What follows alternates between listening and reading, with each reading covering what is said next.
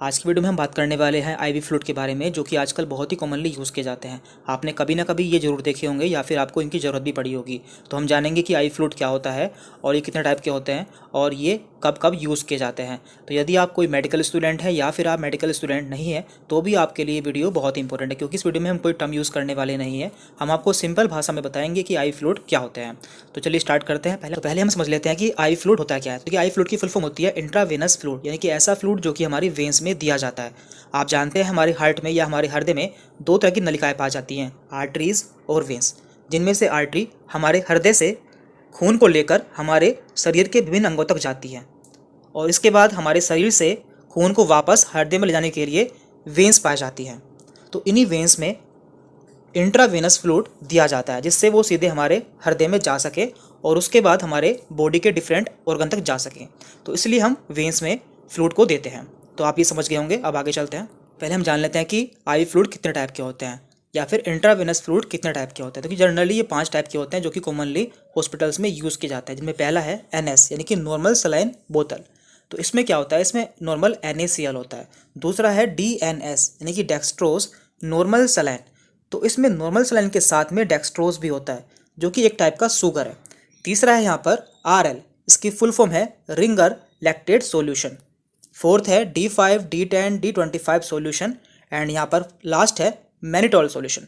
तो इनमें अंतर क्या है? तो देखिए, ये जो शुरू के 4 हैं, ये चारों हमारे बॉडी में डिहाइड्रेशन में यूज़ किए जाते हैं, यानी कि जब हमारे बॉडी में पानी की कमी हो जाती है तो उस समय ये यूज़ किए जाते हैं। जबकि जो ये लास्ट है मैनिटोल सॉल्यूशन, तो ये उल्टा है। तो ये तब यूज़ किया जाता है जब हमारी बॉडी में पानी की ज़्यादा मात्रा हो जाती है, तो उसे निकालने के लिए इसका यूज़ किया जाता है। तो हम इनके बारे में बारी बारी से अब जान लेते हैं। तो सबसे पहले यहाँ पे है NS यानी कि नॉर्मल सलाइन बोतल। तो हम जानेंगे इसका कंपोजिशन क्या है और ये कहाँ कहाँ पर यूज़ होता है। तो देखिए, इसमें 0.9% NaCl होता है, यानी कि 100 ml में 0.9% NaCl होता है। आप जान लेते हैं कि ये कहाँ कहाँ पर यूज़ किया जाता है। तो नंबर 1 डिहाइड्रेशन, यानी कि यदि किसी की बॉडी में पानी की कमी हो जाती है तो इसका यूज़ किया जाता है। Number 2 use for wound washing, और ये घाव को साफ करने के लिए भी इसका यूज़ किया जाता है, क्योंकि इसमें नॉर्मल सलाइन होता है। Number 3 use for dilute concentrated injection, यानी कि ऐसे इंजेक्शन जो कि काफ़ी गाढ़े होते हैं तो उन्हें पतला करने के लिए, यानी कि उसमें मिलाकर इनका यूज़ किया जाता है। और ऐसे व्यक्ति जिनका एक्सीडेंट हुआ हो और जिनमें फ्लूइड लॉस हो गया हो तो उसमें भी इनका यूज़ किया जाता है। आप जान लेते हैं कि इसकी डोज कितनी होनी चाहिए। तो देखिए, इसे 24 घंटे में इसकी 3 से 4 बोतल ज़्यादा से ज़्यादा यूज़ कर सकता है। और इसके कुछ कॉन्ट्रा इंडिकेशन है, यानी कि इनमें इसे किस किस में यूज़ नहीं किया जाता। तो ऐसे पेशेंट जिन्हें हाइपरटेंशन यानी कि उनका बीपी बढ़ा रहता है, या फिर ऐसी महिलाएं जो कि प्रेग्नेंट होती है, उनमें इसका यूज़ नहीं किया जाता, क्योंकि आप जानते हैं NaCl क्या है। NaCl नमक है और ये हमारे बीपी को बढ़ा देता है। तो ऐसे पेशेंट जिनका बीपी पहले से बढ़ा हुआ है, यदि हम उनमें ये यूज़ करेंगे तो उनका बीपी और बढ़ जाएगा। देन इसके बाद है DNS डेक्सट्रोज नॉर्मल सलाइन। देखिए, इसमें अंतर क्या है। इसमें नॉर्मल सलाइन के साथ में डेक्सट्रोज भी होता है, जो कि एक टाइप की शुगर है। तो इसलिए इनका यूज़ डायबिटिक वाले पेशेंट में नहीं किया जाता। आप जान लेते हैं कि इसमें क्या क्या होता है। तो देखिए, इसमें 0.9% NaCl के साथ में 5 ग्राम डेक्सट्रोज भी होता है। और इसकी डोज, यानी कि इसे 24 घंटे में 3 से 4 बोतल इसकी हम यूज़ कर सकते हैं। जान लेते हैं कि इसके यूजेस क्या क्या है, यानी कि इसे हम कहाँ कहाँ पर यूज़ कर सकते हैं। नंबर 1 डिहाइड्रेशन, यानी कि ऐसे व्यक्ति जिनमें पानी की काफ़ी कमी हो गई हो तो उसमें ये यूज़ किया जाता है और हमें इसे डायबिटीज़ और हार्ट पेशेंट में यूज़ नहीं करना चाहिए। नंबर 2 हाइपोग्लाइसीमिया, यानी कि ऐसे व्यक्ति जिनका ब्लड ग्लूकोज लेवल काफ़ी कम हो गया हो या जिनमें ग्लूकोज की कमी हो गई हो तो उसमें भी DNS का यूज़ किया जाता है। नंबर 3 है टू ट्रीट इंसुलिन शॉक। देखिए, इंसुलिन शॉक क्या होता है। यदि किसी व्यक्ति का इंसुलिन अचानक से काफ़ी कम हो जाता है तो उसमें भी इसका यूज़ किया जाता है। और ऐसे व्यक्ति जिनका एक्सीडेंट हुआ हो और जिनमें फ्लूइड लॉस हो गया हो तो उसमें भी DNS का यूज़ किया जाता है। दैन इसके बाद है RL, यानी कि रिंगर लैक्टेट सॉल्यूशन। तो देखिए, इसमें क्या होता है। इसमें कई सारे इलेक्ट्रोलाइट्स होता है, यानी कि जब भी हमारी बॉडी में इलेक्ट्रोलाइट्स की कमी हो जाती है तो इसका यूज़ किया जाता है। तो इसमें क्या क्या होता है जान लेते हैं। इसमें होता है sodium chloride, sodium lactate, potassium chloride and calcium chloride.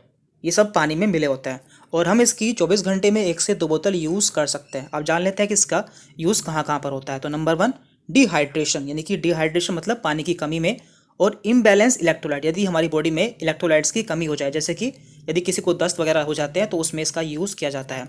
Number 2 burn, यदि कोई जल जाता है या किसी की सर्जरी होने वाली होती है तो उस दौरान भी इसका यूज़ किया जाता है। और यहाँ तक कि न्यूट्रिएंट डिफिशियंसी यानी कि किसी में न्यूट्रिएंट्स की कमी हो जाती है, जिसे कि हम कुपोषण भी कहते हैं, उसमें भी इसका यूज़ किया जाता है। और यदि किसी व्यक्ति का हाइपोटेंशन यानी कि ब्लड प्रेशर कम हो जाता है तो उसमें भी इसका यूज़ किया जाता है। और ये डायबिटिक वाले पेशेंट के लिए सूटेबल है, यानी कि उनके लिए यूज़ करना इसका सही है। तो डायबिटिक वाले पेशेंट में भी इसका यूज़ किया जा सकता है। अब बात कर लेते हैं हम D5, D10 एंड D25। देखिए यहाँ पर डी की फुल फॉर्म है डेक्सट्रोज। तो डेक्सट्रोज एक टाइप की शुगर है, तो यहाँ पर केवल डेक्सट्रोज का ही यूज़ किया जाता है। तो इसमें केवल डेक्सट्रोज और नॉर्मल सलाइन होता है। और इसमें क्या है देखिए, तो D5 है, इसमें 100 ml में 5 ग्राम डेक्सट्रोज होता है, जबकि D10 में 100 ml में 10 ग्राम डेक्सट्रोज होता है, जबकि D25 में 100 ml में 25 ग्राम डेक्सट्रोज होता है, यानी कि इसमें डेक्सट्रोज का अमाउंट बढ़ता जाता है। तो कंडीशन के हिसाब से इसका यूज़ करते हैं। जैसे कि आप देख पा रहे हैं इसमें काफ़ी मात्रा में डेक्सट्रोज होता है, यानी कि शुगर होती है, तो इसलिए इसे डायबिटिक वाले पेशेंट में यूज़ नहीं करते, यानी कि ऐसे पेशेंट जिन्हें शुगर की बीमारी है उसमें इसका यूज़ नहीं किया जाता। तो इनका यूज़ कहाँ कहाँ पर किया जाता है? इसका यूज़ वीकनेस यानी कि कमजोरी में, जो कि किसी बीमारी की वजह से हो, डिजीनेस, फॉर एनर्जी और डिहाइड्रेशन, इनमें इसका यूज़ किया जाता है। और हम इसकी 24 घंटे में 3 से 4 बोतल यूज़ कर सकते हैं। अब लास्ट है मैनिटोल सॉल्यूशन यानी कि डायूरेटिक। तो डायूरेटिक क्या होते हैं? यानी कि ऐसी मेडिसिन जो कि हमारे यूरिन आउटफ्लो को बढ़ा देती है, यानी कि हमारे यूरिन को बढ़ा देती है। तो इनका यूज़ कब किया जाता है? जब हमारी बॉडी में पानी की ज़्यादा मात्रा हो जाती है तो इनका यूज़ किया जाता है। तो ये क्या करती हैं? Those medication which increase the production of urine in body, तो हम देख चुके हैं। और इसमें क्या क्या होता है? इसमें 100 ml सॉल्यूशन में 20 ग्राम मैनिटोल होता है। अब इसका यूज़ कहाँ कहाँ पे किया जाता है? देखिए इसका यूज़ एडिमा यानी कि सूजन, यदि हमारी बॉडी में कहीं पे स्वेलिंग हो जाती है तो उसे कम करने के लिए इसका यूज़ किया जाता है। यूज़ टू ट्रीट ओलिगोयूरिया, यदि किसी व्यक्ति को बहुत कम यूरिन पास होता है या उसे बहुत कम पेशाब आता है तो उस कंडीशन में भी इसका यूज़ किया जाता है। And use as diuretic, diuretic मतलब कि जो हमारे पेशाब को बढ़ा देती है और हमारी बॉडी में स्वेलिंग को कम कर देती है या फिर हमारे ब्लड प्रेशर को कम कर देती है। तो इस तरह से इसका यूज़ किया जाता है। देखिए ये वीडियो केवल आपके नॉलेज पर्पस के लिए, जिससे आप जान सके कि कौन सा आईवी फ्लूइड कहाँ पर यूज़ किया जाता है, और इनका यूज़ डॉक्टर ही करते हैं, इसलिए आपको इन्हें खुद से यूज़ नहीं करना चाहिए। तो इस वीडियो में इतना ही था। यदि आपको कोई डाउट रहता है तो आप हमसे कमेंट करके पूछ सकते हैं। Thank you very much.